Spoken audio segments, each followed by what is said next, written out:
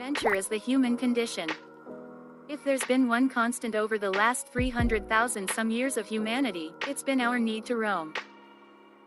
Those who first ventured out of Africa or across the Atlantic might not recognize the astronauts who first explored space, but they'd likely all share the same sense of adventure.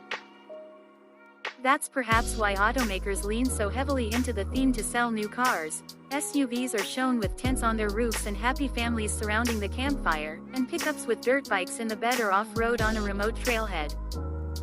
Never mind, the tires of most new vehicles are more likely to kiss only pavement their entire lives.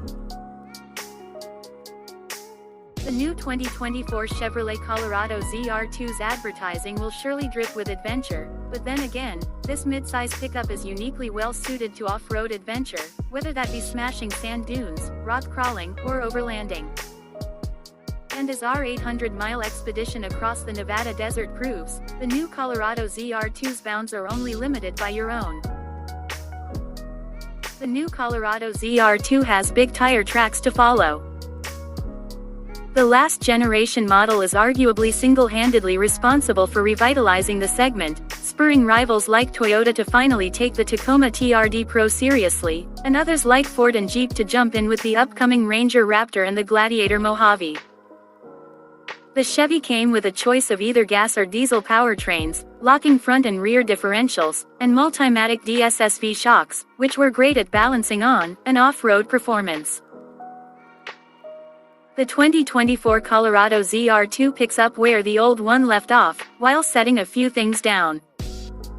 Solely available in crew cab, short bed configuration, the new Colorado ZR2 ups the ante with a new gas engine, no more diesel option.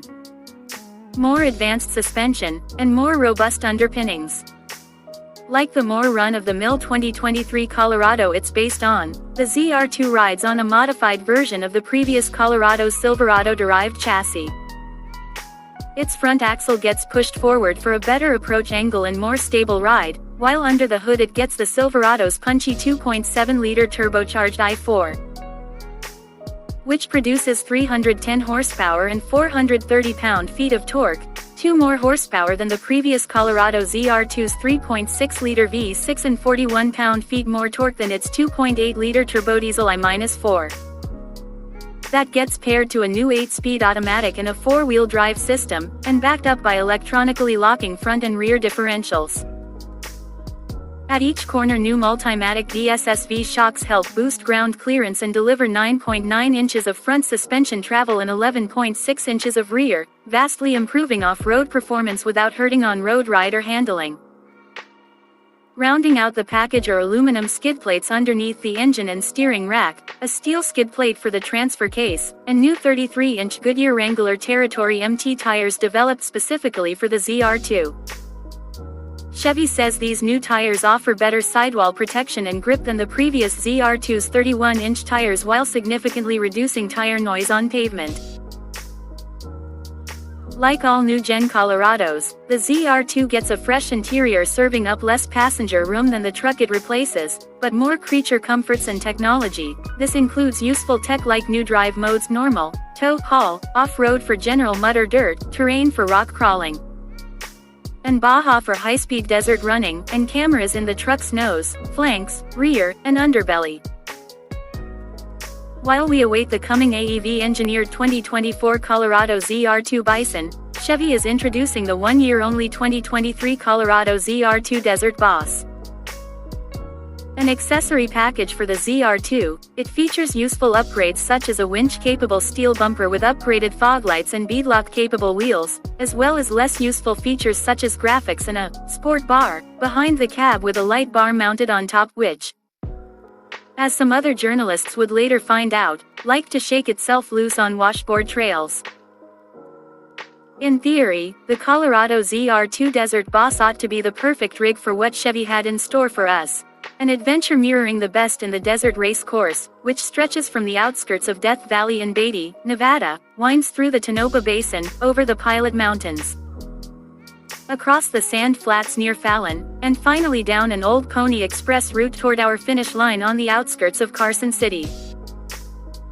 Leading our convoy of Colorado ZR2s and ZR2 Desert Bosses on our venture would be Chad Hall, son of off-road racing legend Rod Hall and respected off-road racer in his own right, piloting his lightly modified Race Prep 2023 Colorado ZR2.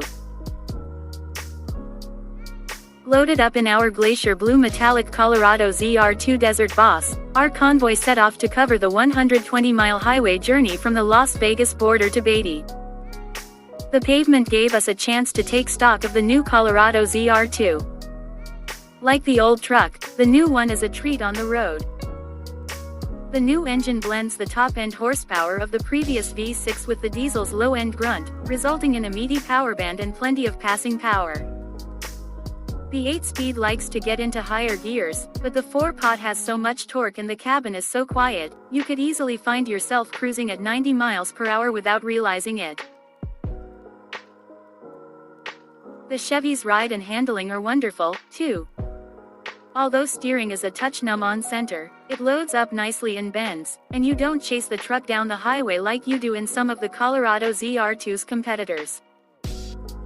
The DSSV dampers, unlike the Fox shocks found on most of the Colorado's rivals, are firmly tuned, resulting in less body roll and dive while cornering or braking but without sacrificing ride quality. We were still on Highway 95, a stone's throw from the closed Department of Energy town of Mercury, when we had our first calamity, a low tire pressure warning from the front left tire. We'd chuckled earlier in the drive when the voice of another Desert Boss driver came over the radio with 2 low pressure warnings, and it seemed karma had found us. This, as it turns out, would become a common theme for the trip. We couldn't find a puncture, so we swapped on a spare and continued on for our trailhead, a rocky dirt road that'd take us past the ghost town of Bonnie Claire, through the fast sandy desert washes of Montezuma Valley, and spit us out over the rutted Gold Mountains as we approached Tonopah, our destination for the evening. We thumbed the truck into 4 high, twisted the drive mode dial into Baja mode, accurately described to us by a Chevy engineer as an off-road sport mode, with more aggressive throttle response and reduced traction, and tapped away at the Colorado's 11.3-inch touchscreen to turn on the head and fog lights so others in our convoy could pick us out of the inevitable dust clouds we'd throw up. Ripping across the desert at speeds that'd attract the attention of highway patrol on pavement, the Colorado ZR2 comes alive. Get on the throttle hard enough, and a performance shift active message pops up. Cribbed from Cadillac's V-Cars, the setting is perfectly optimized for sporty driving. It holds gears to redline, downshifts under braking, and keeps the Turbo 4 on boil. The ZR2's chassis is even better. The new DSSV dampers are nearly impossible to upset.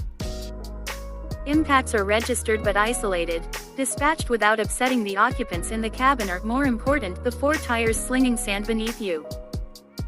The chassis is so well balanced, we often found ourselves trail braking and Scandi flicking the Colorado into corners, laying on the throttle to power out.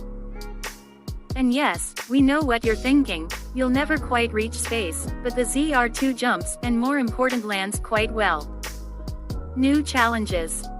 The next day brought both a new and old challenge to our Colorado ZR2 Desert Boss. We started our morning with our 2 rear tires leaking air. Our Desert Boss was far from the only one affected. In speaking with the Chevy team, we discovered that either due to a bad batch of tire valves, shoddy dealer installations, or a potential design flaw with its unique wheels, the Desert Boss's tires tended to air themselves down. By the time we'd aired back up at a local gas station, the group had left us for the day's trailhead. We'd end the day on our final spare tire, the handsome-looking full-size Steely stashed under the bed. We weren't the only ones. Notably, the non-Desert Boss ZR2s, which have a different wheel, appeared immune from this issue. We'd long since caught up to the group by the time we reached our second challenge, about 2,000 feet shy of Pilot Peak's summit, snow. Knee-deep in the consistency of a perfect snowball, our convoy of Colorado ZR2s ground to a halt midway through the spring snowline. The trucks were handling the slushy stuff just fine, but given a lack of recovery gear among our group, our support rig was miles back down the mountain still picking its way among rocks. Hall decided to scout out the summit in his race truck. He made it a few hundred yards down the trail until he ground to a halt and had to be shoveled free. Despite the combined confidence of the assembled journalists, we turned our Colorados back down the mountain, taking a different trail toward our overnight in Fallon. After spending the end of the previous day crawling our way over rocks on the outskirts of Fallon in terrain mode, which when engaged in low range convincingly mimics off-road EVs like the Rivian R1T by offering one-pedal driving, we were looking forward to spending our last day bombing across dunes, down washes, and up and over undulating hills as we sprinted to our finish near Carson City. After 2 days in which we'd covered nearly 300 miles off-road, it was easy to get lulled into a routine on the undulating terrain, accelerate hard on the straights, usually to highway speeds, staying just shy of the dust clouds coming from the Colorados ahead. Lift off to unload the suspension prior to cresting an obstacle or AG out, fly over it, and hammer down again.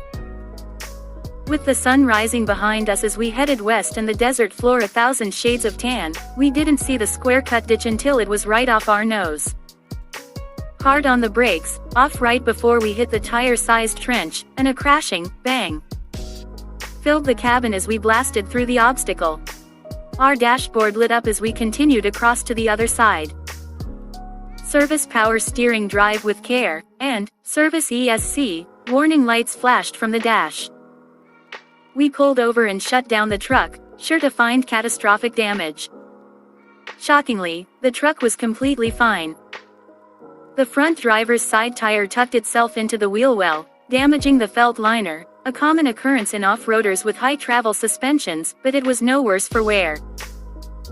We fired the truck back up, and the error messages had cleared. A few other trucks in our group reported similar self-clearing errors after hard hits.